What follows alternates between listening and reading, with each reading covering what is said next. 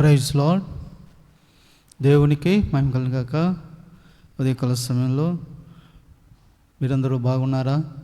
మీరందరూ బాగున్నారని మీ నిమిత్తము మేమందరం ప్రార్థన చేస్తున్నాము.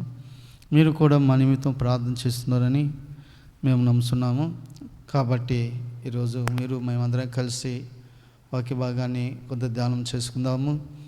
కాబట్టి కొంచెం మీ సమయం ఉన్నా కూడా పక్కన పెట్టి వాక్యం వినటానికి ప్రయత్నం చేయండి. కాబట్టి యోహాను సువార్త 4వ అధ్యాయము 49వ వచనం చదువుకుందాం. 49వ వచనం. అందుకు ప్రధాని, ప్రభువా, నా కుమారుడు సావక మునిపే రమ్ము, ఆయన్ను వేడుకొనెను. యేసు, నీవు వెళ్ళుము, నీ కుమారుడు బ్రతికి ఉన్నాడని అతనితో చెప్పగా, ఆ మనుషుడు యేసు తనతో చెప్పిన మాట నమ్మి వెళ్ళిపోయెను. ప్రేమంటులారా, మనం గమనిస్తున్నట్లయితే ఇక్కడ మరి యేసు ప్రభువారు తాను నీళ్ళు ద్రాక్షరసంగా చేసిన గలయానికి కానానుకు ఆయన తిరిగి వచ్చాడంట. అప్పుడు కబ్రహంలో ఉన్న ఒక ప్రధాని, అక్కడ అతను ప్రధానిగా ఉన్నాడు. ప్రధానం అంటే మనకు తెలుసు కదా, ప్రధానమంత్రులు, మరి ముఖ్యమంత్రుల్లో ఇలాంటి ఒక గొప్ప ప్రధానంగా ఉన్నటువంటి వ్యక్తి, ఆ ఊరిలో మంచి పేరు పలుకుబడి ఉన్నటువంటి వ్యక్తి. అతడు మరి అనుడు, దేవుని ఎరిగినట్టు వాడు. యేసయ్య దగ్గరికి వచ్చాడు. యేసయ్య దగ్గరికి వచ్చి, నా కుమారుడు మరి అస్వస్థ ఉన్నాడు, కాబట్టి నువ్వు వచ్చి వాడిని స్వస్థపరచమని చెప్పి అడిగాడు. వాడు జ్వరముతో ఉన్నాడు, పడి ఉన్నాడు ఇంట్లో. కాబట్టి నువ్వు వచ్చి మరి వాడిని స్వస్థపరచమని చెప్పి యేసయ్య దగ్గరికి వచ్చి యేసయ్య దగ్గర బతిమలాడుకుంటున్నాడు. అప్పుడు యేసయ్య ఒక మాట చెప్పాడు. ఏం చెప్పాడంటే, అందుకు ప్రధాని, ప్రభువా, నా కుమారుడు సావక మునిపే రమ్మని ఆయన వేడుకొనెను. యేసు, నువ్వు వెళ్ళుము, నీ కుమారుడు బ్రతికి ఉన్నాడని అతనితో చెప్పగా, ఆ మనుషుడు యేసు తనతో చెప్పిన మాట నమ్మి వెళ్ళిపోయాను. చూడండి, ఈ ప్రధానికి యేసయ్య ఏం చెప్పాడంటే, నాయా, మా ఇంటికి వచ్చి నా కుమారుని సావకముని బ్రతికించమని చెప్పి, వాడు మంచంలో ఉన్నాడు, జ్వరంతో పడి ఉన్నాడని చెప్పి యేసయ్యను వేడుకుంటే, యేసయ్య ఆ ప్రధానితో ఒక మాట చెప్తున్నాడు. ఏమని చెప్తున్నాడంటే, ఇక్కడ ఆ మాట నమ్మి యేసు తనతో చెప్పిన మాట నమ్మి వెళ్ళిపోయాను. ఈరోజు ప్రేమంటులారా, మరి యేసయ్య తన చెప్పిన మాట నమ్మి అతను వెళ్ళిపోయాడు. తన ఇంటికి వెళ్ళిపోతున్నాడు, తన ఊరికి వెళ్ళిపోతున్నాడు, తన ఇంటి దగ్గరికి వెళ్తున్నాడు.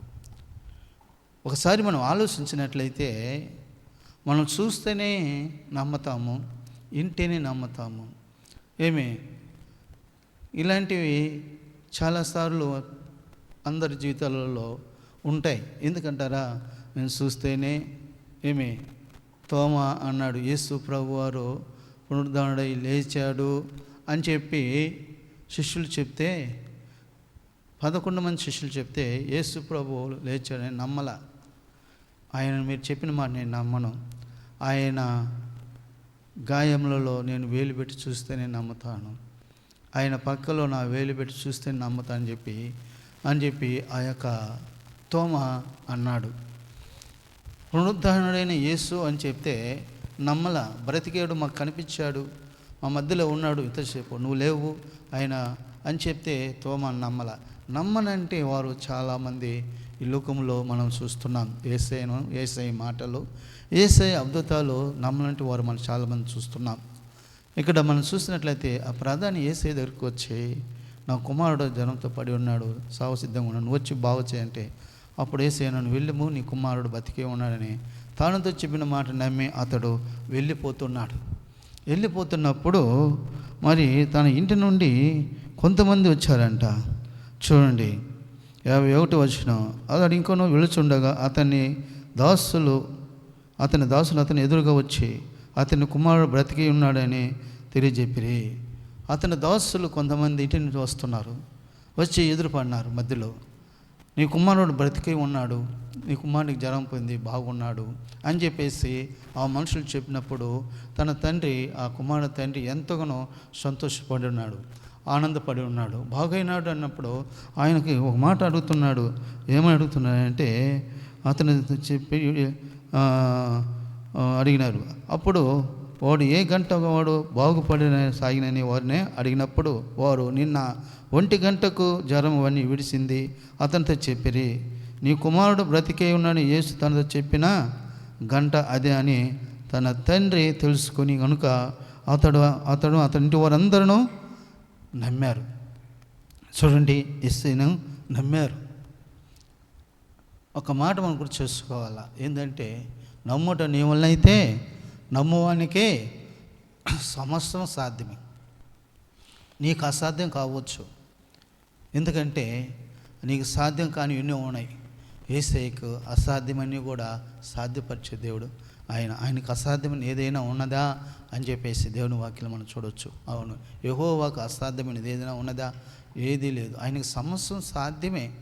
కాబట్టి ఈరోజు నీకు అసాధ్యమైనది, నువ్వు జరిగించలేనిది, నువ్వు చేయలేనిది దేవుడు జరిపిస్తాడు, దేవుడు సహాయం చేస్తాడు. కాబట్టి నువ్వు మాట మాత్రమే, అంటే దేవుడు మాట మాత్రం నమ్మాలా. నమ్మి ఆయన మాటలు ఆలకిస్తే, ఆ మాటల ప్రకారం జీవిస్తే నువ్వు సమస్తం చేయగలుగుతావు, చేసేది నీకు సాధ్యమవుతుంది అని చెప్పి మనం ఈ సమయంలో ఉదయకాలంలో జ్ఞాపకం చేసుకుంటున్నాం. ఆ ప్రధాని నా కుమారుడు బ్రతికించు, సావక ముందే రమ్మంటే వెళ్ళుము, నువ్వు నీ కుమారుడు బతికినాడని చెప్పాడు. ఆ మాట నమ్మి వెళ్ళిపోతున్నాడు. నమ్మాల దేవుని మాటలో నమ్మి మనము నడుచుకున్నప్పుడు దేవుడు మనకు నమ్మువానికి నమ్మినంత నమ్మినవానికి నమ్మినంత అని అంటారు కదా. ఆ విధంగా దేవుడు నమ్మితే దేవుడు సమస్తమును సాధ్యపరిచి సహాయము చేస్తాడు. అప్పుడు ఆ ప్రధాని ఆమె వెళ్ళిపోయినప్పుడు తన ఇంటి దాసులు వచ్చి ఏమంటున్నారంటే, నీ కుమారుడు బ్రతికే ఉన్నాడు, ఎప్పుడు బాగైనాడు, ఎప్పుడు వాడు బ్రతికాడంటే నా 1 గంటకి వాడిని జన్మించింది. యేసయ్య చెప్పిన కనుక మాట 1 గంటకి, కాబట్టి నా కుమారుడు బ్రతికాడు అని చెప్పి తన ఇంటి వారందరూ కూడా యేసయ్యనందు విశ్వాసం ఉంచారు, నమ్మారు. ఈరోజు నువ్వు నేను కూడా మరి యేసయ్యని ఇంకా మన బలహీనతను తీసివేసుకొని పరిపూర్ణమైన నమ్మకంలో ప్రభుతో ఉంటే ప్రభు నీకు, నీ కుటుంబానికి, నీ బిడ్డలకు ఆశీర్వాదం దయచేస్తాడు, సహాయము చేస్తాడు, స్వస్థపరుస్తాడు, ఆరోగ్యాలు ఇస్తాడు. ఎంత స్థితిలో ఉన్న, ఏ బాధలో ఉన్నా ప్రభు నీకు సహాయం చేస్తాడు. ఆయన మాట ఇస్తే చాలు, ఆ మాట వల్ల అద్భుతాలు జరుగుతాయి, ఆశ్చర్యకారాలు జరుగుతాయి. కాబట్టి యేసయ్య మాట శక్తి కలిగిన మాట, బలమైన మాట. ఆ మాట మరి మనం అంగీకరించి జీవిస్తే దాన్ని సాధ్యపరుస్తాడు, దేవుడు సహాయం చేస్తాడు. నమ్మిన వారు తల వంచండి, నాతో కూడా ప్రార్థన చేసుకుందాం. ప్రేమ నమ్మకమైన తండ్రి, నీ వందనాలు. అదే కాలంలోనైనా ప్రధాని కుమారుడు రోగి ఉన్నప్పుడు, జ్వరంతో ఉన్నప్పుడు నీ దగ్గరికి వచ్చినప్పుడు, నిన్ను అడిగినప్పుడు ప్రభువా నువ్వు వెళ్ళుము, నీ కుమారుడు బ్రతికే ఉన్నాడు అని చెప్పినప్పుడు ఆ ప్రధాని నమ్మి వెళ్ళాడు. అందువల్లనే తన కుమారుడు జ్వరం వదిలింది, బాగయ్యాడు, బతికించావు. ఎంత గొప్ప దేవుడు స్వామి యేసయ్య. ఈ మాటలన్నీ కూడా మా వినికిడిలో వినిపించారు.